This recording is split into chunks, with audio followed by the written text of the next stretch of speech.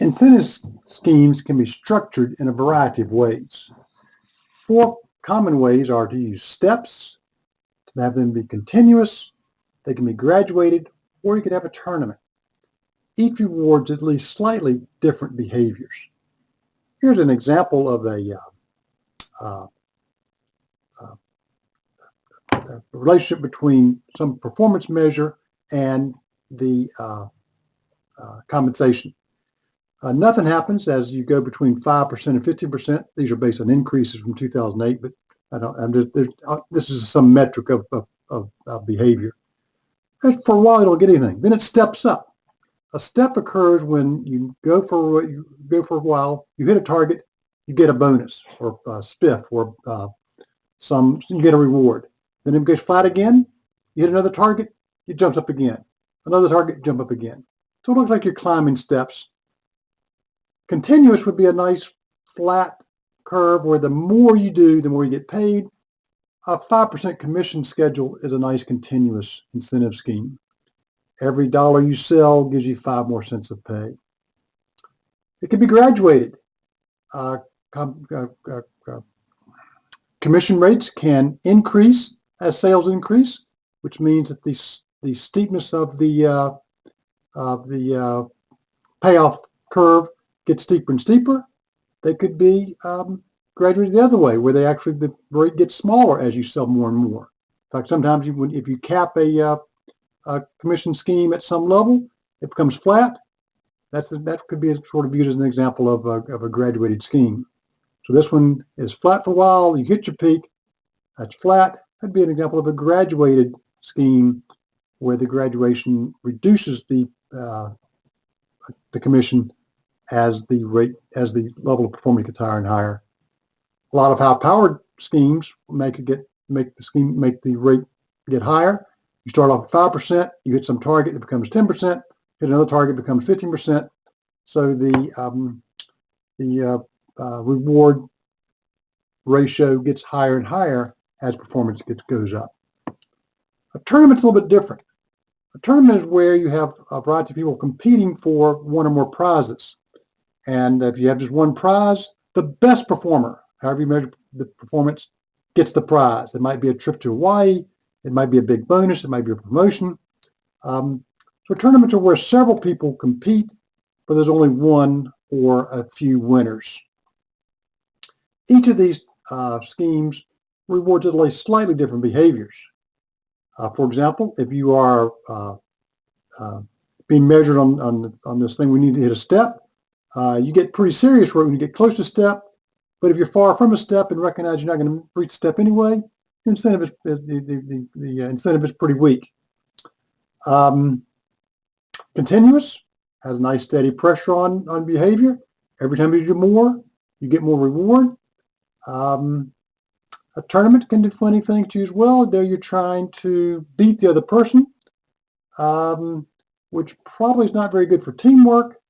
If you have things that occur adversely to you and you recognize you're not going to win, the incentive is pretty weak. If by some good fortune you have the best sales territory and somebody comes along and makes a huge order that nobody else will bid a match, again, the incentive gets to be pretty weak because you sort of know you've won the tournament in advance. Creating a good compensation scheme is complicated. It must balance competing attributes. Remember, however, that no perfect scheme exists. Every scheme is going to have some flaws. The trick is to figure out which one seems to do the most good and the least harm. Here's some things to consider. First, the scheme should reward behaviors that are consistent with the interests of the owners and does not reward behaviors that are inconsistent with the interests of the owners.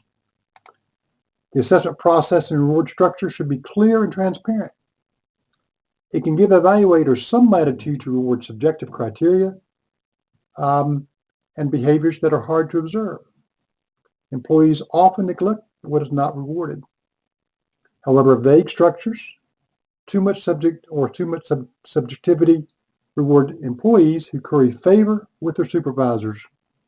Do this only if you want supervisors to get nice gifts during the Christmas season.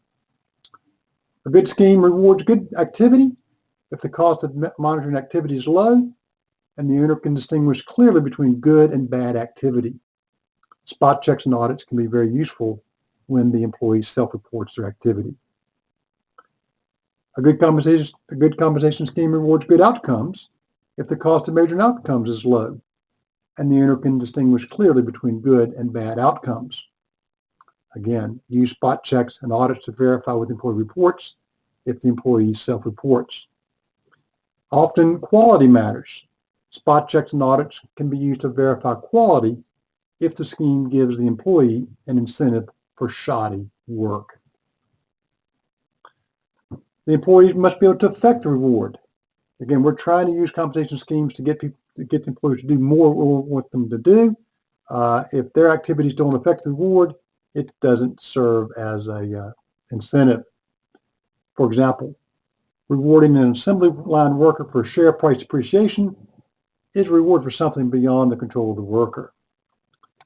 The reward must be salient. That means it must matter to the employee.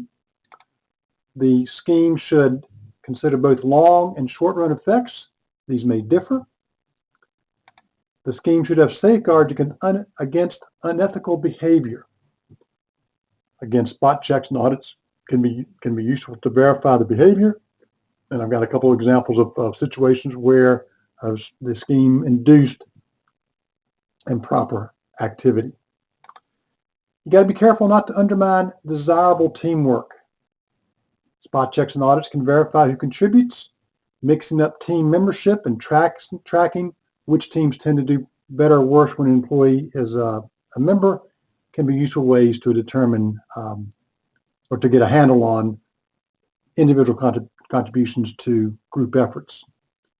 Finally, where customer interaction matters, you want to make sure that the scheme creates a desirable consumer experience. Schwab and CarMax advertise that the consumer experience there is better because their salespeople are not on commission.